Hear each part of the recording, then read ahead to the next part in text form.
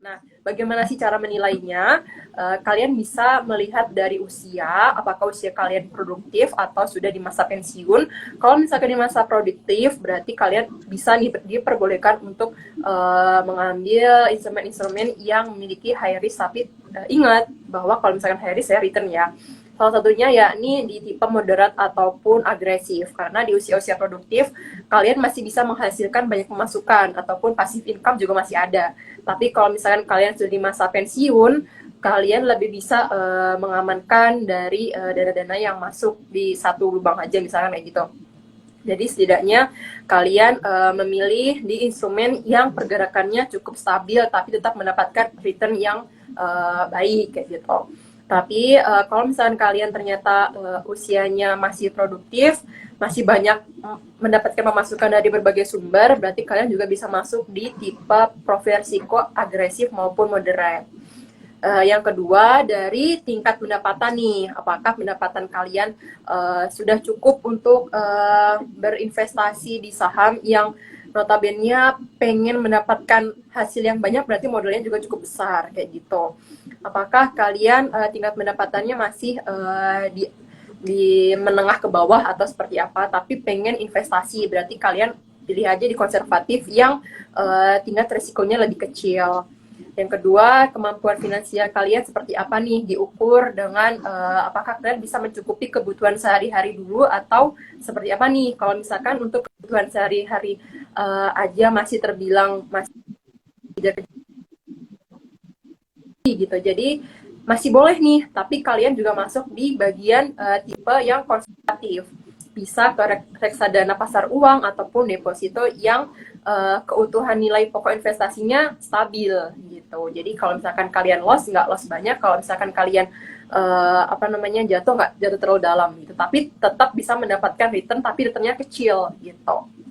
Yang terakhir dari pengetahuan. Nah, ini paling penting karena sebelum kalian berinvestasi, cukupkan apakah resiko dari investasi seperti ini, seperti itu. Karena yang wajib kalian ketahui, semua investasi itu memiliki risiko. Tapi bagaimana kalian bisa meminimalisir dari risiko tersebut. Jangan menilai semua investasi itu pasti untung terus gitu. Karena semua investasi itu pasti memiliki risiko, tapi bagaimana manage dari risiko tersebut. Seperti itu. Nah, Mas Dustin, boleh kita masuk ke pertanyaan dari Sobat Philip dulu ya? Bentar. Iya. Aku pilih dulu ya.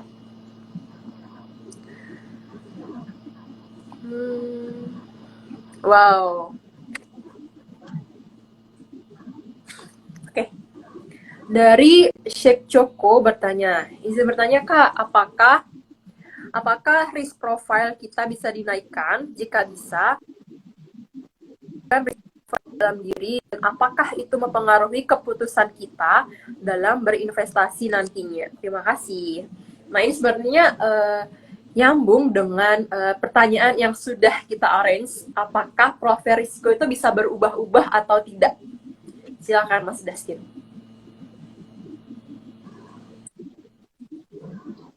Iya, untuk profil resiko ya, masih dimungkinkan untuk berubah, tergantung dengan beberapa kondisi yang tadi mungkin beberapa sudah kita sebutkan ya, dari kemampuan keuangan kita atau dana cadangan kita yang mungkin ya kalau misalkan amit-amit dana investasi kita masih mengalami posisi yang loss gitu, jadi itu tidak mempengaruhi kemampuan finansial kita untuk memenuhi kebutuhan dasar kita. Nah, mungkin seperti itu salah satunya. Kemudian, yang kedua, kalau misalkan teman-teman sudah merasa cukup teredukasi untuk membaca pergerakan, baik itu teknikal ataupun menilai perusahaan secara fundamental sudah dirasa sudah cukup baik, kami rasa profil risiko bisa mulai dinaikkan atau ditambah, karena memang mungkin teman-teman sendiri juga akan memiliki ekspektasi atau imbal hasil yang naik juga ya, kalau misalkan teman-teman sudah merasakan adanya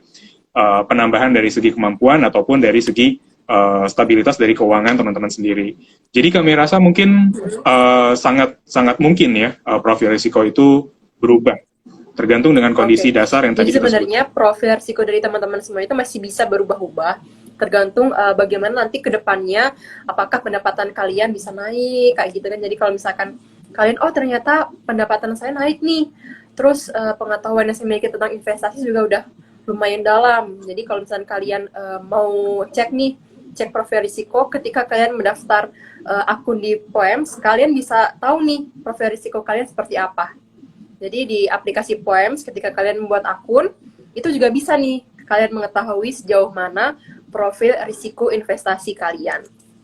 Oke, Mas, dari tadi kita udah mengetahui detail terkait profil risiko dari masing-masing investor.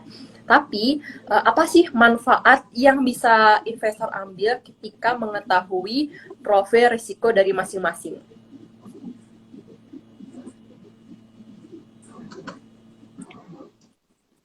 Iya, manfaat kita mengenal profil risiko yang kita miliki ya, tentu itu akan menjadi satu sistem batasan risiko yang kalau teman-teman sendiri patuh untuk memenuhi ya batasan-batasan risiko tadi. Katakan misalkan teman-teman seorang trader, kemudian teman-teman sudah menentukan batasan risiko atau level cut loss-nya di harga berapa, dan kalaupun ada pergerakan harga yang tembus di bawah harga stop loss-nya, teman-teman harus secepatnya jual atau lepas gitu. Itu akan sangat membantu dalam mengurangi risiko yang mungkin timbul ya ke depannya, karena memang ada satu kondisi yang memang memungkinkan saham tersebut masih bergerak dalam fase bearish-nya. Nah, itu manfaatnya. Manfaatnya meminimalisir risiko, membatasi risiko yang kalau memang sudah terjadi,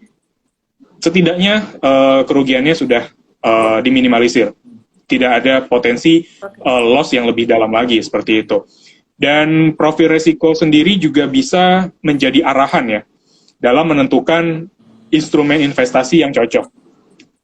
Nah, itu mungkin nanti dari profil risiko seperti apa, kemudian ketika sudah mengetahui, teman-teman bisa sudah mulai ya melihat dan memilih instrumen apa. Seperti tadi mungkin disebutkan kalau profil risikonya diketahuinya konservatif, teman-teman bisa pilih instrumen investasi yang bersifat surat utang ataupun deposito yang memang memiliki tingkat risiko rendah, seperti itu. Jadi itu adalah guidance dan juga sebagai batasan risiko atau batasan loss yang teman-teman rasakan jika teman-teman memang merasakan adanya penurunan harga, seperti itu. Manfaat yang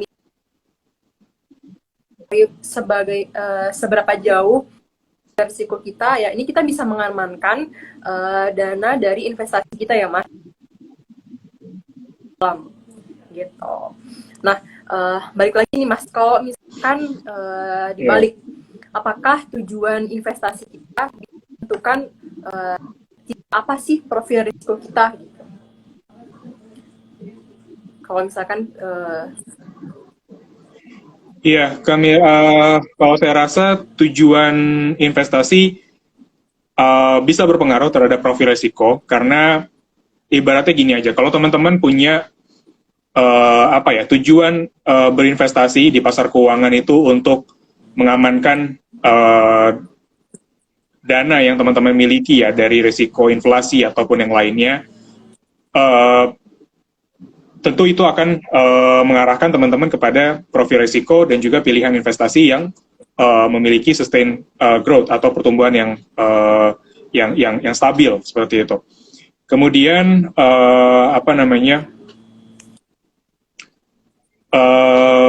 mungkin seperti itu ya pilihan ataupun kondisi yang bisa kita coba cermati ya. Kalaupun memang teman-teman punya strategi jangka pendek, mungkin teman-teman bisa ambil dengan risk yang lebih tinggi karena memang teman-teman mengharapkan imbal hasil yang optimal ya dalam jangka pendek. Tapi kalau misalkan dari jangka panjang, teman-teman tinggal pilih aja risknya yang rendah tapi memang memiliki pertumbuhan yang baik, seperti itu. Jadi balik lagi, kalian baru mau buka, kalian bisa tahu ya kan, kalau misalkan untuk jangka waktu 1-2 tahun 3 tahun atau 5 tahun, nanti kalian bisa langsung diklasifikasikan ke tipe-tipe profil risiko dari masing-masing tipe tersebut. Kalau misalkan untuk 1-2 tahun bisa masuk, kalau 3 tahun, kalau misalkan kalian pengen tahu nih, bisa cek di aplikasi Poems ya, ketika awal pembukaan akun. Nah, selanjutnya nih Mas, gimana sih strategi alokasi investasi ketika ternyata masuk ke tipe agresif ya, tipe yang diperbolehkan untuk berinvestasi saham, karena saham kan high risk high return, jadi udah siap dengan potensi rugi yang cukup tinggi gitu. Gimana nih strateginya?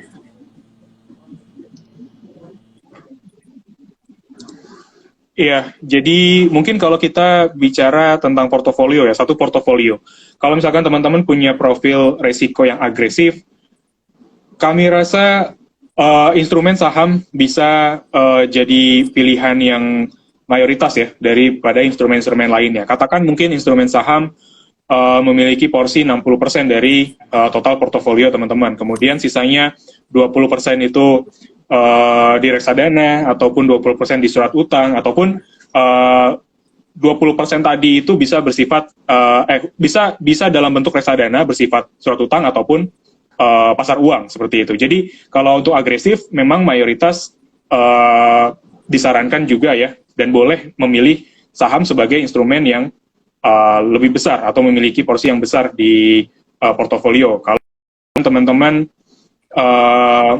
coba berinvestasi di saham ataupun di punya posisi untuk sebagai trader, kami rasa pilihan saham-sahamnya itu yang memiliki katakan misalkan beta yang tinggi seperti itu. Jadi tingkat sensitivitasnya juga cukup cepat ya daripada pergerakan ataupun sektoralnya. Jadi sebenarnya teman-teman bisa mengambil atau memilih saham sebagai salah satu instrumen investasinya yang dengan porsi yang cukup besar.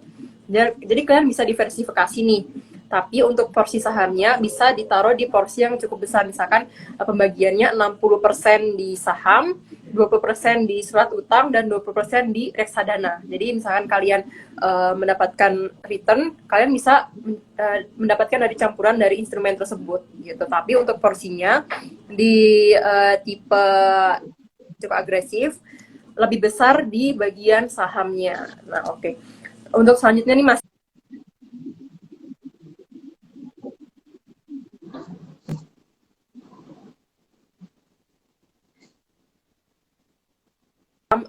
tipe investor agresif apakah bisa memilih campuran misalkan di perusahaan-perusahaan besar dan perusahaan yang berkembang, atau lebih baik di perusahaan-perusahaan blue chip semuanya?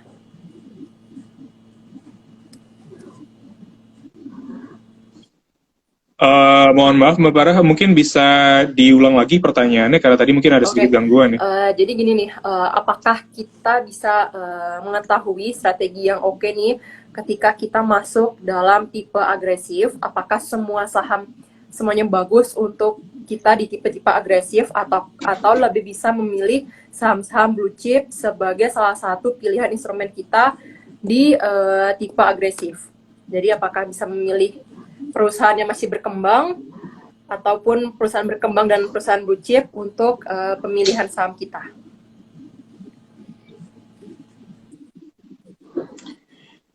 Iya, mungkin kalau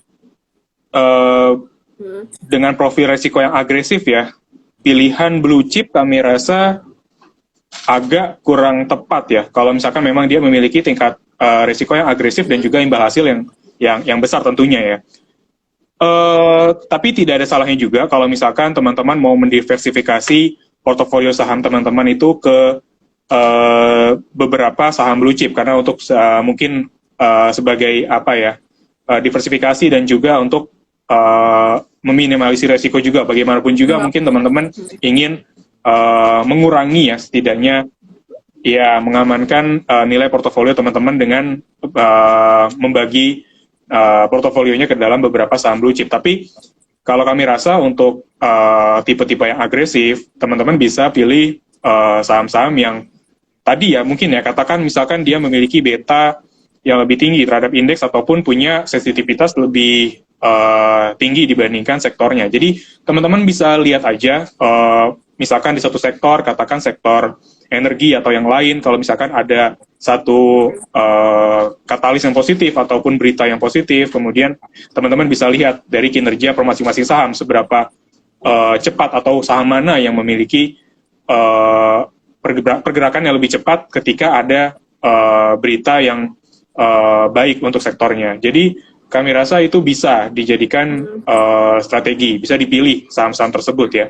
Tidak hanya berfokus kepada blue chip ya, karena blue chip itu ya saham-saham yang memiliki kemampuan fundamental dan juga pertumbuhan dari segi katakan laba ataupun kinerja keuangan lainnya yang juga udah mulai matang ya, seperti itu. Jadi profil resikonya itu lebih ke arah yang Oke, jadi buat rendah teman-teman ya, yang seperti itu. memiliki profil resiko agresif, boleh aja memilih saham blue chip ya Mas ya, tapi lebih disarankan untuk beragam pilihannya. Jadi tidak hanya saham-saham blue chip, tapi saham-saham dengan perusahaan yang berkembang dan ataupun melihat dari market yang sedang hot-hotnya nih apa.